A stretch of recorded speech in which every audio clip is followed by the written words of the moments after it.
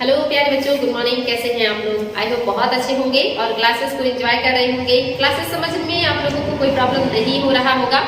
तो आज हम बहुत ही बढ़िया टॉपिक पढ़ने वाले हैं, अनुकूलन। यानी कि जो पेड़ पौधे होते हैं, जीव जंतु होते हैं, वो अपने वातावरण के साथ कैसे अनुकूलन करते हैं, कैसे सरवाइव करते हैं, ये देखेंगे।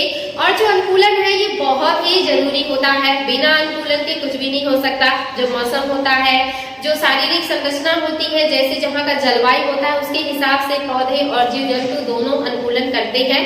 और इनके अनुकूलन का गुण ही होता है कि जो वो धुओं पर भी जी लेते हैं और भूमध्य रेखा के आसपास भी जी लेते हैं, क्योंकि उनके अंदर क्षमता होती है अनुकूलन करने का उस इन्वायरमेंट में। तो अनुकूलन बहुत जरूरी है। बिना अनुकूलन के कोई भी चीज संभव नहीं हो सकता। तो हमारे जो बादल है, हमारे जो जीव जंतु हैं, वो तापमान के साथ, जलवायु के साथ और जैसा वहाँ का एनवायरमेंट होता है उसके साथ अनुकूलन करते हैं। तो ही हम आज पढ़ेंगे अनुकूलन, यानी कि पर्यावरणीय अनुकूलन।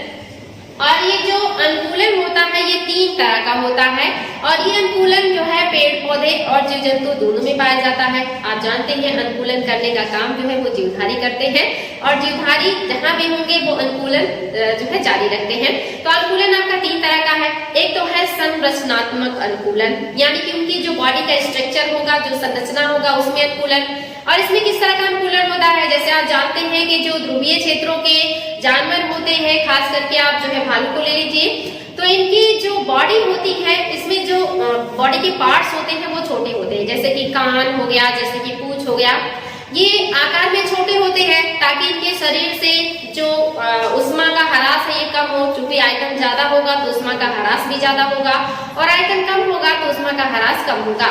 लेकिन आप देखेंगे कि जो 0 के आसपास के जीव जंतु होते हैं, यानी कि 0 डिग्री या भूमध्य रेखा के आसपास जो जीव जंतु होंगे, जहाँ पर तापमान काफी रहता है, यहाँ के जीव जंतुओं का, या कहिए कि जो आपका कर्क रेखा और मकर रेखा के पास के जीव जंतु होते हैं, इनके शरीर का जो आयतन होता है बड़ा होता है। यानी कि इनके जो कान होंगे वो बड़े होंगे, इनका जो पूंछ होगा वो बड़ा होगा।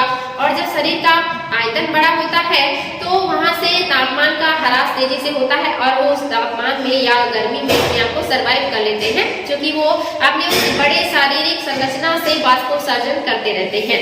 तो ये इंपॉर्टेंट है बच्चों, ध्यान देंगे। अनुकूलन कैसा है? तो ये संरचनात्मक अनुकूलन है, यानी कि उनकी बॉडी में जो स्ट्रक्चर है या जो बॉडी स्ट्रक्चर है उसमें जो परिवर्तन होगा ये आपका संरचनात्मक अनुकूलन होगा। जैसे आप देखते हैं जो पहाड़ी इलाकों में रहने वाले लोग हैं, जो पहाड़ों पर ऊंचाई पर रहते हैं, ऊंचाई बढ़ने के साथ ऑक्सीजन की मात्रा घटती रहती है, तो उनकी नाक जो होती है वो थोड़ी चपटी हो जाती है और बड़ी रहती है, ताकि ऑक्सीजन को ज्यादा से ज्यादा मात्रा में ले सके, अब्जॉर्ब कर सके, क्योंकि ऑक्सीजन की वहां पे मात्रा कम होती जाती है। तो इंसान की संरचना भी इससे प्रभावित होती है। साथ ही आप देखेंगे हमारे जो पेड़ पौधे हैं ये भी अनुकूलन करते हैं। अगर ये भूमध्य रेखा के आसपास है तो बड़ी चौड़ी पत्तियों वाले होंगे और वर्ष भर हरे भरे रहेंगे। अगर ये आपके टाइगर क्षेत्रों के हैं, ठंडे क्षेत्रों के हैं, तो इनकी जो पत्तियां होंगी छोटी होंगी, नुकीली होंगी। और अगर ये टुंड्रा क्षेत्रों के हैं तो इनकी पत्तियां कांटेदार हो जाती हैं, ताकि ये बर्फ से बच सके। और अगर ये मरुस्थल में है तब भी अपनी पत्तियां कांटेदार कर लेते हैं या छोटी आकृति की कर लेते हैं, ताकि जो वाष्पोत्सर्जन का दर हो वो कम हो। तो जो पौधों के और जीव जंतुओं के शारीरिक संरचना में परिवर्तन दिखता है वो आपका हो जाता है संरचनात्मक अनुकूलन। और ये अनुकूलन बहुत इंपॉर्टेंट होता है। जैसे आप देखेंगे कि हम भी क्या करते हैं, अनुकूलन करते हैं। हमारा भी जो होता है अनुकूलन का एक प्रोसेस होता है, और इसके लिए हम जो है आप देखते हैं कि किस तरह का अनुकूलन करते हैं। जैसे मान लीजिए अभी ठंडक आ गया है, और ठंडक में जो हमारी बॉडी है, जब हमें ठंडा लगने लगता है या जो बाहर का टेम्परेचर है वो कम होने लगता है, और चूंकि हमारे बॉडी का जो टेम्परेचर है ये नियत है, ये 37 डिग्री सेल्सियस ही होता है। अगर इससे कम होगा या इससे अधिक होगा तो ये हमारे लिए प्रॉब्लम क्रिएट करता है। तो जब भी वातावरण का जो टेम्परेचर है ये कम होता है तो हमें दिक्कत महसूस होती है, क्योंकि हमारी जो बॉडी की गर्मी है वो बाहर का जो वातावरण है वो खींचना शुरू कर देता है। और अगर एनवायरमेंट का जो गर्मी है वो बढ़ जाता है, तापमान बढ़ जाता है, तब भी हमें प्रॉब्लम होती है, क्योंकि हमारी जो बॉडी का टेम्परेचर है वो बाहर की गर्मी को एब्जॉर्ब करने लगता है और हमें बहुत ज्यादा गर्मी लगने लगती है।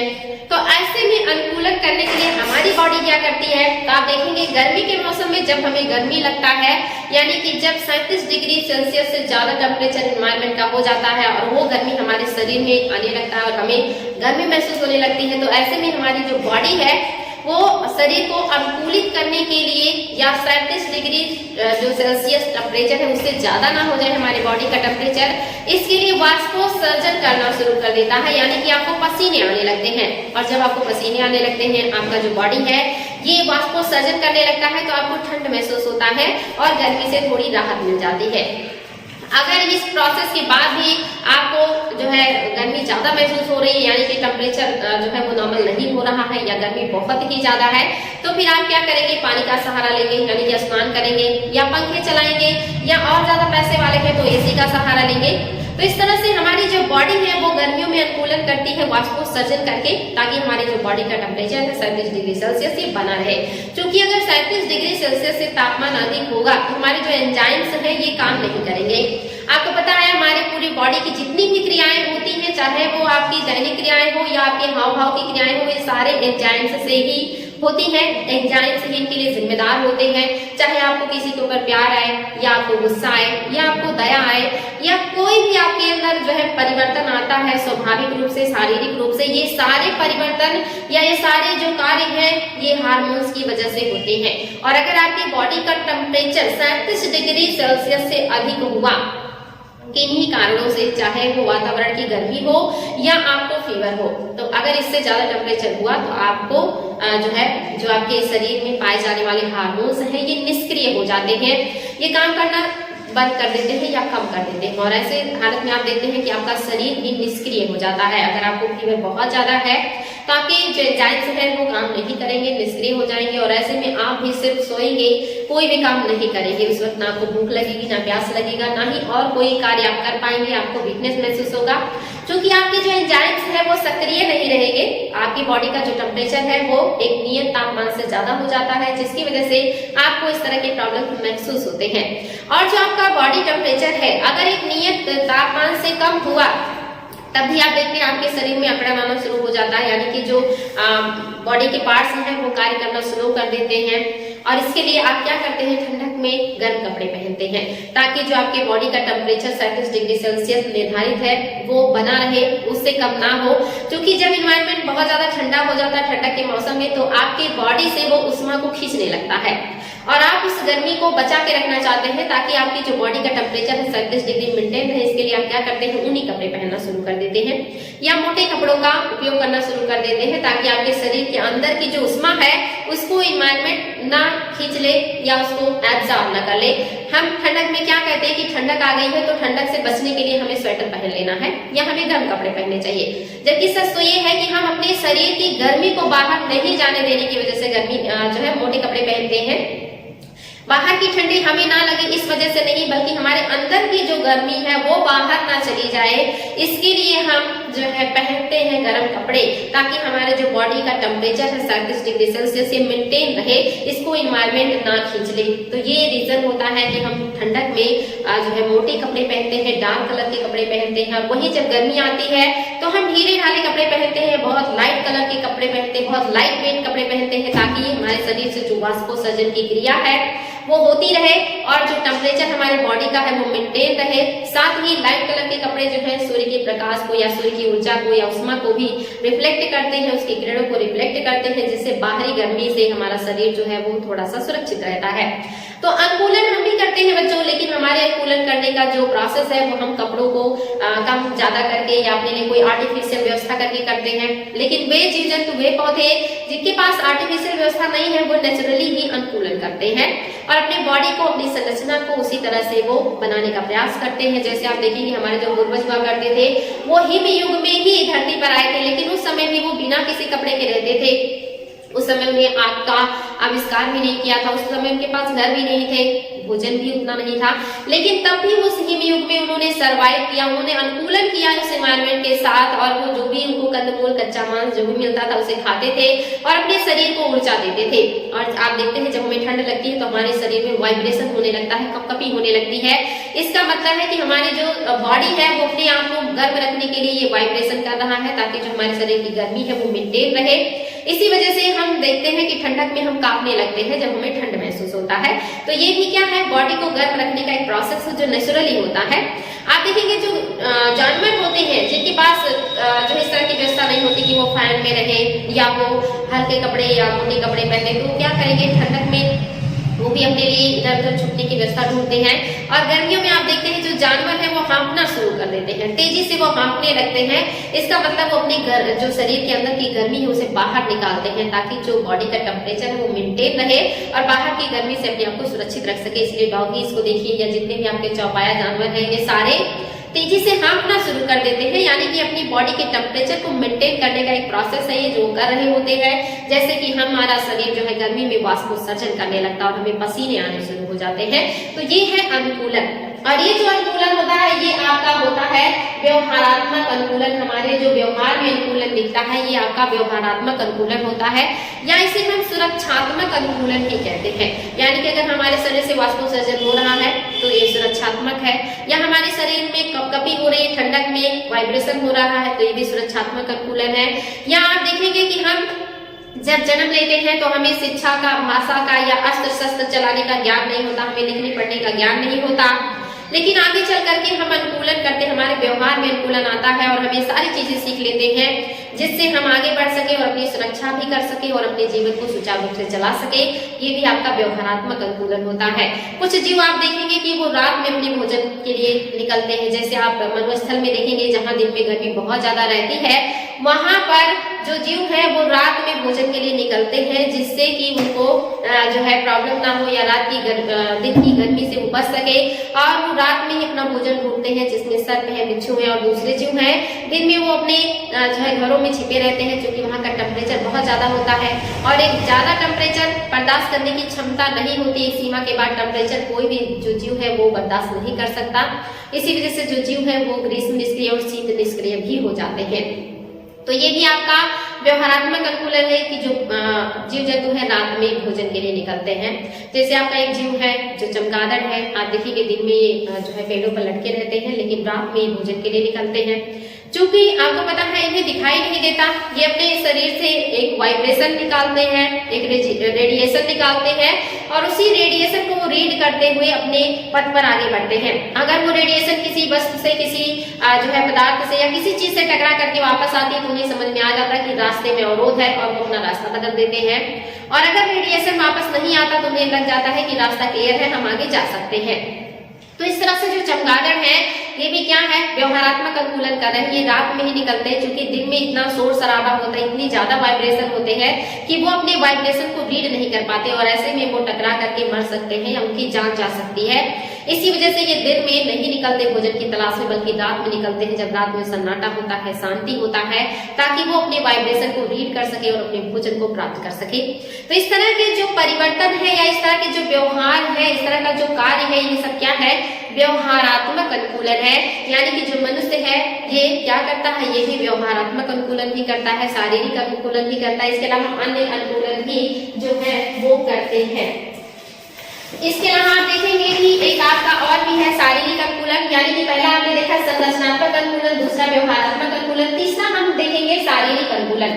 शारीरिक अनुकूलन बहुत कम देखने को मिलता है और ये एक लॉन्ग प्रोसेस है, बहुत लंबे समय पर ये अनुकूलन देखने को मिलता है। जैसे एक जीव का नाम सुना होगा आपने, कंगारू चूहा। जो कंगारू चूहा ये ऑस्ट्रेलिया के मरुस्थल में पाया जाता है और ये बहुत ही विचित्र जीव है।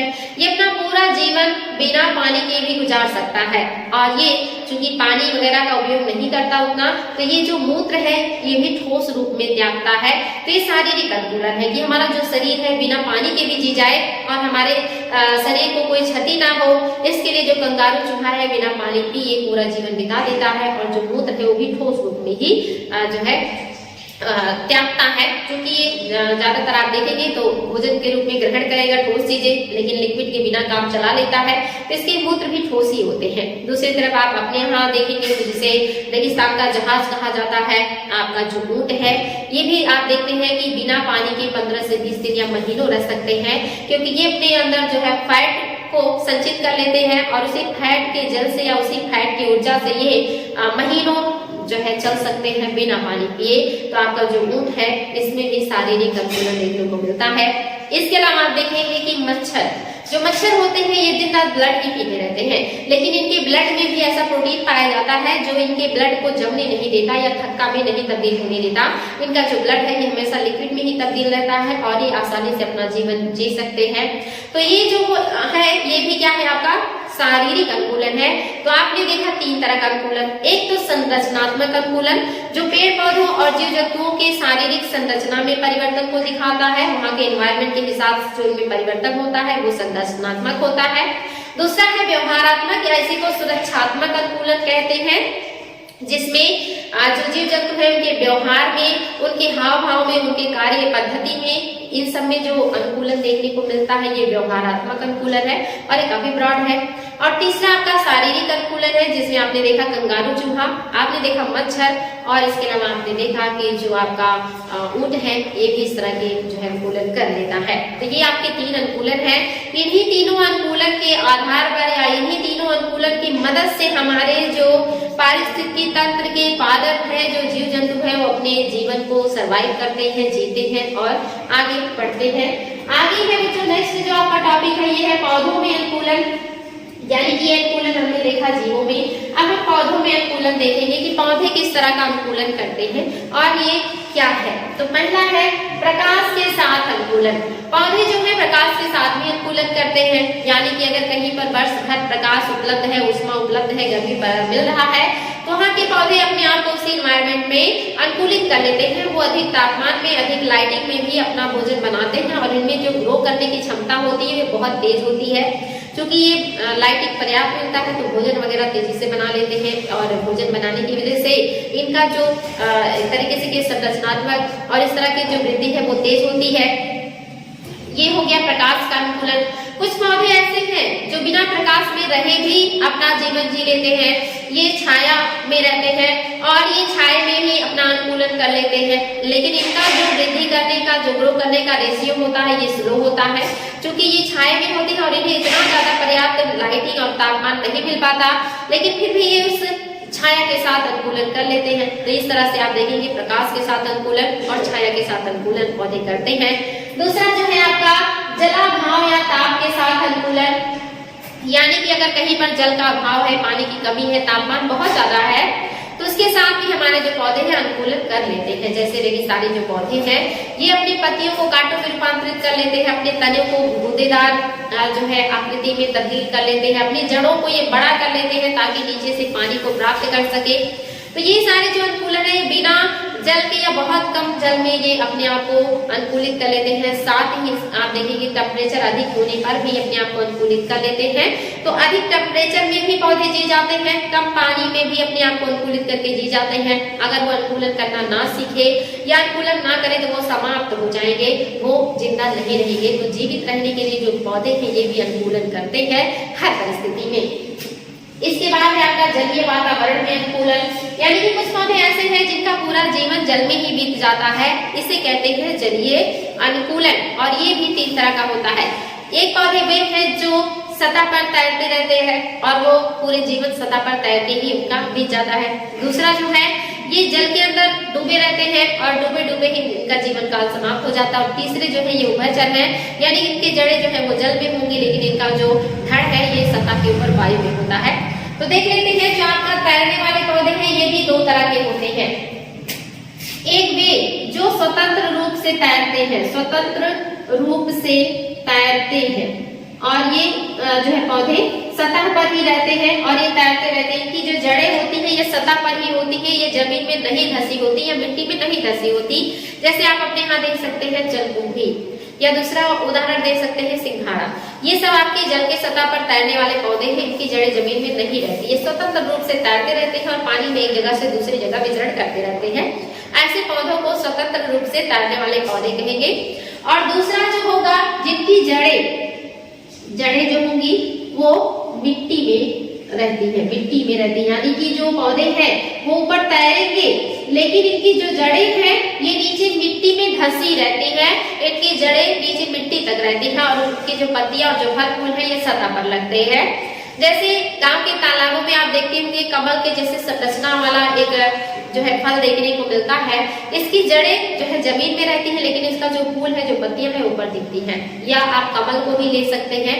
कमल की जड़ें भी आप देखेंगे मिट्टी में बहुत गहराई तक पाई जाती है, लेकिन उसके पत्ती, फूल और जो फल होते हैं ये ऊपर पानी में तैरते रहते हैं। तो तैरने वाले में ये दो तरह के आपके पादप हो गए जो जल में अनुकूलन कर लेते हैं। एक तो बिना जड़ को मिट्टी में डाले ही स्वतंत्र रूप से तैरते रहते हैं, वो भी अनुकूलन कर लेते हैं, जीवन पर्यंत वो वैसे ही रहते हैं। और दूसरे जो है अपनी जड़ों को मिट्टी में लगाए रहते हैं और ऊपर सतह पर तैरते रहते हैं। तो ये दो तरह के आपके तैरने वाले हो गए। इसके बाद फूटकर डूबे पौधे, और जो फूटकर डूबे पौधे होते हैं ये भी दो तरह के होते हैं। एक वे जो स्वतंत्र रूप से जो है व्यवहार करते हैं, और दूसरा जिनकी जड़ें आप देखेंगे मिट्टी में धसी रहती है, जड़ें मिट्टी में रहती है। यानी कि जो पौधे जो आप देखेंगे बहुत सारे जो जलीय पौधे हैं वो जल के अंदर ही उनका जीवन खत्म हो जाता है, वो सतह पर कभी नहीं आते और हमेशा डूबे ही रहते हैं। बहुत सारे आप देखेंगे जो समुद्री घास हैं, आपके तालाब में भी बहुत सारे शैवाल और घास पाए जाते हैं जो अंदर ही रहते हैं। और इसमें दो प्रकार के, एक तो जल के अंदर ही स्वतंत्र रूप से तैरते रहते हैं, ये सतह पर भी नहीं आते और ये तली नितल में भी नहीं जाते, ये बीच में ही तैरते रहेंगे और तैरते तैरते इनका जीवन समाप्त हो जाता है। और एक जो पूरी तरह से डूबे रहते हैं, साथ ही उनकी जड़ें भी मिट्टी में लगी रहती हैं, वो भी पूरी तरह से पानी में ही अपना जीवन समाप्त कर लेते हैं, ना तो कभी ऊंचाई पर नहीं आते या ऊपर के तल पर नहीं जाते हैं। तो दो तरह के, एक तो तैरने वाले दो तरह के हो गए, दूसरे डूबे पौधे भी दो तरह के हो गए। तीसरा जो है उभयचर, उभयचर आप जानते हैं जिसमें डूबे रहने का और ऊपर रहने का गुण पाया जाता हो, यानी कि इसका जो फल फूल है ये सारे हवा में होते हैं, ये तल से, पानी के तल से ऊपर होता है और इसकी जो जड़ें होती है वो पानी में नीचे धसी रहती है, मिट्टी में धसी रहती हैं, लेकिन इसके जो फल फूल और पत्तियां होती हैं ये हवा में होती हैं। तो ऐसे पौधे भी जो है पाए जाते हैं हमारे जलीय क्षेत्रों में जो उभयचर वाले होते हैं, और इस तरह से जलीय क्षेत्रों में अनुकूलन कर लेते हैं, जलीय वातावरण में अनुकूलन कर लेते हैं। नेक्स्ट है लवण युक्त पर्यावरण के साथ अनुकूलन। बहुत सारे पौधे ऐसे हैं जो लवण युक्त जलीय क्षेत्रों में जीवित रह सकते हैं। जैसे आप बहुत बड़ा उदाहरण ले सकते हैं मैंग्रोव वनों का। ये जलीय क्षेत्र जो होते हैं जो लवण युक्त होते हैं वही पाए जाते हैं, और उस लवण युक्त मृदा में ये पूरी तरह से अपने आप को अनुकूलित कर लेते हैं और वहां के हिसाब से ये अपने आप को ढाल लेते हैं और वही उनके लिए सुटेबल होता है। उन्हें स्वच्छ पानी में लगाए तो वो सर्वाइव नहीं कर पाएंगे। ऐसे अन्य भी पौधे हैं जो लवणीय मृदा के साथ अनुकूलन कर लेते हैं, जबकि हमारे जो नॉर्मल पौधे होते हैं इन्हें अगर लवण युक्त मृदा में लगा दिया जाए तो ये सूख जाते हैं या खत्म हो जाते हैं, क्योंकि ये अनुकूलन नहीं कर पाते।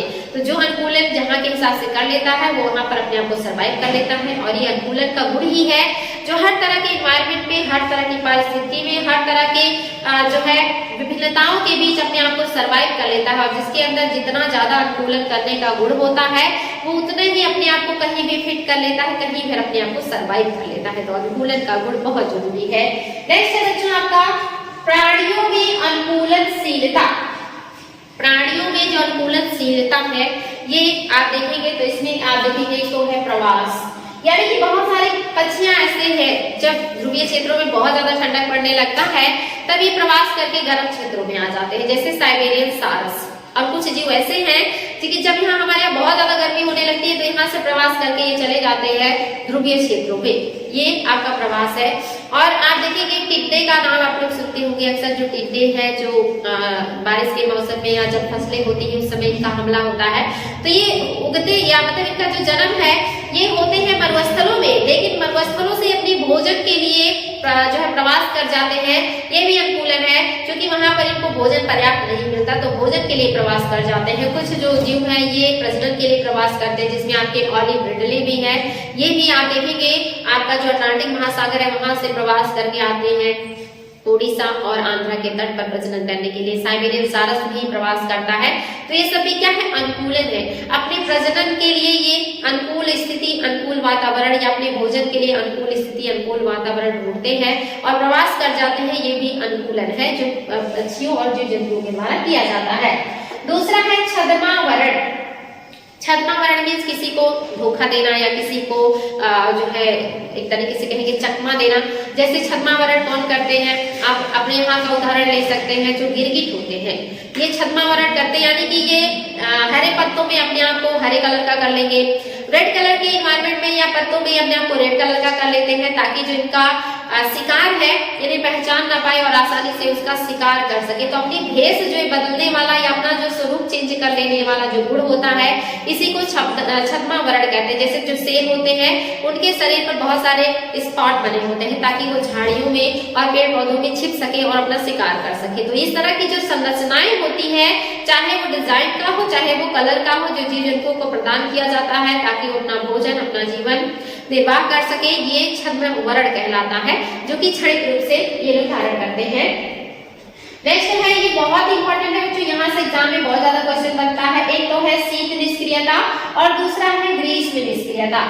शीत निष्क्रियता का मतलब क्या होता है, यानी कि वे जीव जंतु जो ठंडक के मौसम में निष्क्रिय हो जाते हैं, जिनके एंजाइम्स ठंडक में वर्क नहीं करते हैं, उसे शीत निष्क्रियता कहते हैं। या कह सकते हैं कि जो मतलब ठंडक का मौसम आने पर उनका जो शारीरिक गतिविधि है, जो वर्क है वो थम जाए, वो रुक जाए और वो सुसुप्ता अवस्था में चले जाए, वो शीत निष्क्रिय प्राणी कहलाते हैं। एग्जाम में क्वेश्चन बनता है कि बताएं इनमें से कौन से प्राणी है जो शीत निष्क्रिय है या कौन ऐसा प्राणी है जो शीत निष्क्रिय नहीं है।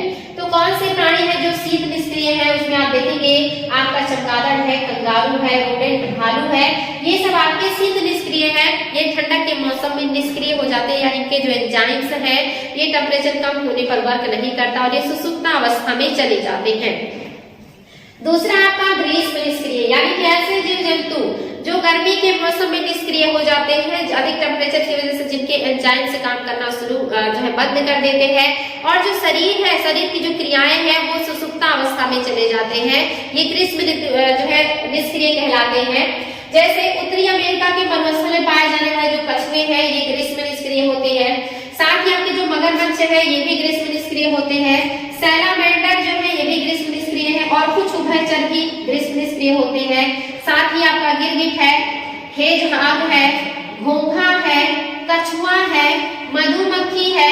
इसके अलावा ऐसे बहुत से जीव होते हैं जो कि ग्रीष्म निष्क्रिय होते हैं, ये आपको ग्रीष्म में नहीं दिखाई देंगे। जैसे आप देखेंगे कछुआ आपको ग्रीष्म में नहीं दिखेगा, गिरगिट वगैरह गर्मी में नहीं दिखाई देते हैं। जो आपके घोंघे होते हैं ये बारिश के मौसम में दिखाई देते हैं, गर्मी में नहीं दिखते।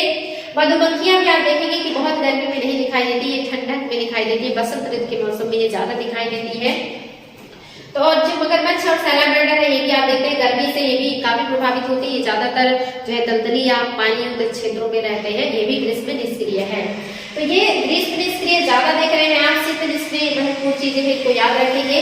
इसके अलावा इसी में आपको देखते होंगे असमतापी प्राणी और समतापी। असमतापी प्राणी को हम कहते हैं कोल्ड ब्लडेड प्राणी, या इसी को हम कहते हैं कि जो जिनका जो ब्लड है वो ठंडा होता होगा, ऐसे जो जीव है। इसका मतलब क्या होता है, यानी कि असमतापी का मतलब है कि जो जीव अपना जो बॉडी टेम्परेचर है इसको मेंटेन नहीं रख पाते।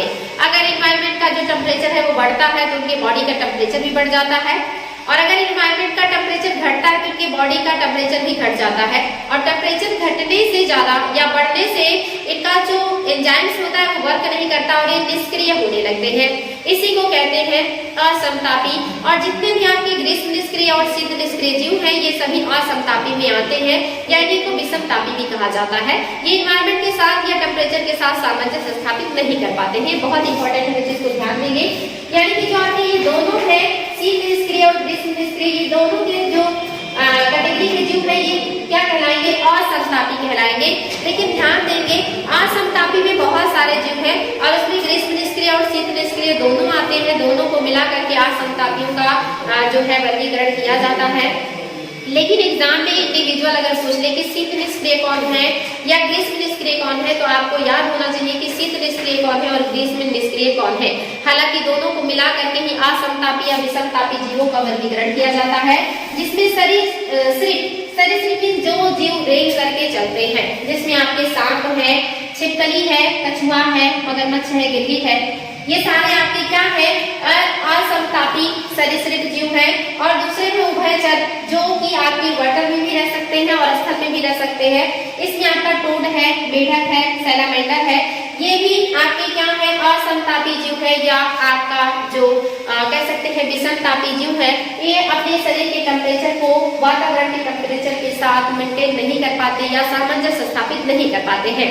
तो यहाँ पे बहुत जो है तरीके से बारीकी है कि जो असमतापी है इसमें शीत निष्क्रिय और ग्रीष्म निष्क्रिय दोनों आएंगे। तो असमतापी क्वेश्चन बने तो इनमें से कोई भी आ जाए तो सही हो जाएगा, लेकिन अगर शीत निष्क्रिय बनेगा तो आपको इन जीवों के नाम याद होने चाहिए, या अगर ग्रीष्म निष्क्रिय पूछता है तो आपको इन जीवों के नाम याद होने चाहिए, इंडिविजुअल इनके नाम आपको पता होना चाहिए। बहुत इंपॉर्टेंट है बच्चों, एग्जाम में यहाँ से क्वेश्चन गलत हो जाते हैं। दूसरा है समतापी।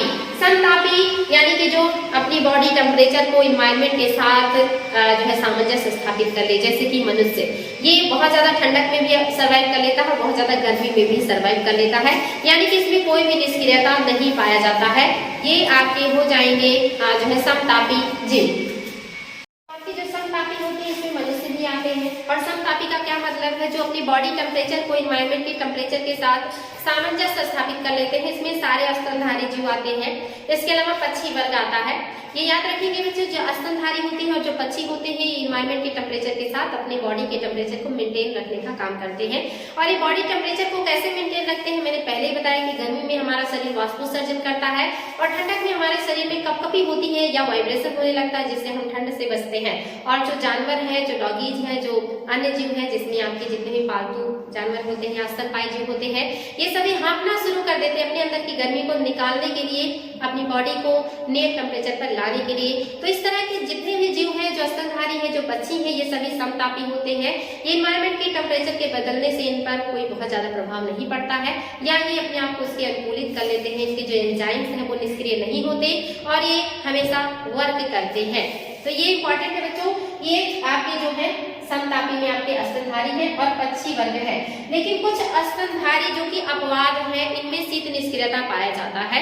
जैसे आप देखेंगे कि जो काले भालू होते हैं, जो आपके ध्रुवीय भालू होते हैं, जो आपका चमगादड़ है, ये भी तो स्तनपायी पक्षी है, लेकिन इसमें भी आप देख रहे हैं कि निष्क्रियता पाई जा रही है। आपका जो चमगादड़ है ये शीत निष्क्रिय है, जो आपके ध्रुवीय भालू है ये भी शीत निष्क्रिय है, जो आपके काले भालू होते हैं ये ग्रीष्म निष्क्रिय होते हैं।